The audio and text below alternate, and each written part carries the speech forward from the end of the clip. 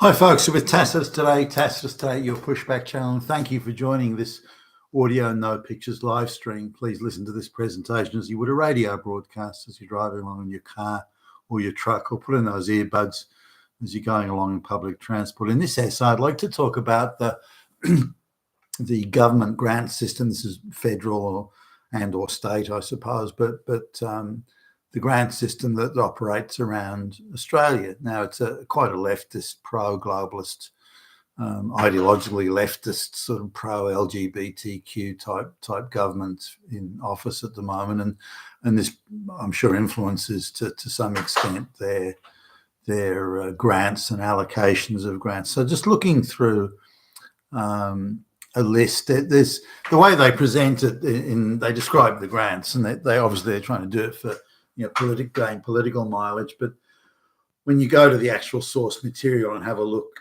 through it, you can see where the grant money is going. Now, I'm looking at one district. This has got me onto this. One district here where the biggest grant by far was given to a gay, lesbian dance hall, nightclub, and cabaret building. So now this was done in a rural area or semi-rural area where it's 98% white. The gay lesbian population would be pretty small, but for some reason, so out of all the grants, so grants for hospitals and medical things and sort of community halls for everybody and that sort of stuff, helping with farming or research and innovation or industry and things that are going to make a lot of people's lives better. But the biggest by far, and this is like two and a quarter times bigger than the next biggest one, 2.25 times big. So the biggest donation by far is going to go to this gay, lesbian dance hall, come nightclub, come pickup place for gay lesbians to go. Now, why should that get the biggest? Why is that the most important? Is that the priority? I mean, wouldn't the priority be putting money to that heart transplant specialist hospitals? I mean, wouldn't that be better for because anybody who needs a heart transplant, no matter what their sexual or political or other proclivities might be, would then could access that. So that's, if you want something that's a service to the public that has no political overtones or no prejudices or anything like that, then the heart transplant or the liver transplant or the kidney transplant, that would be the thing. But no, they've decided the biggest issue is the gay lesbian pickup joint, where gay lesbian people can go and hit on each other, and that is the thing that has to get the biggest funding. Now I'm like, wow, that's obviously ideological. Now, how do you actually put a request in for that grant? Because the argument that the government's trying to make, well, we're only responding to the community that's clamoring. Millions of people are screaming for this, and we, as the representatives of the people, we have to deliver. And no, that's simply not true. That's crap. So it's ideological, and it's there to curry favour with 1-2% of the population, 3%. Let's be generous, and I doubt there'd be that many in this area. So are they trying to encourage people to become gay, lesbian who aren't currently? Or so, I mean, what's going on here? But that was the most generous donation. Now, there's a series of other donations which sort of caught me a bit by surprise to various medical centres in the region. Now, medical centres are needed, and I don't have a problem with that, but one caught my eye that it was owned by, I just happen to know this sort of indirectly, is owned by an international venture capital firm.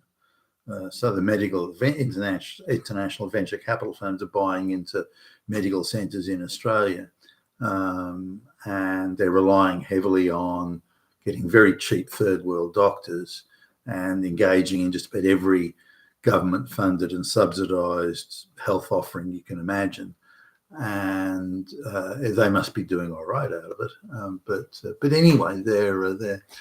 So donations. So why would the government be handing out taxpayer dollars, just a cash payment to hand out to an international multi-billion-dollar international venture capital firm. That would seem odd. So there's a number of medical centres in the region so I looked at that. They're also owned by international venture capital firms, and they all got handouts.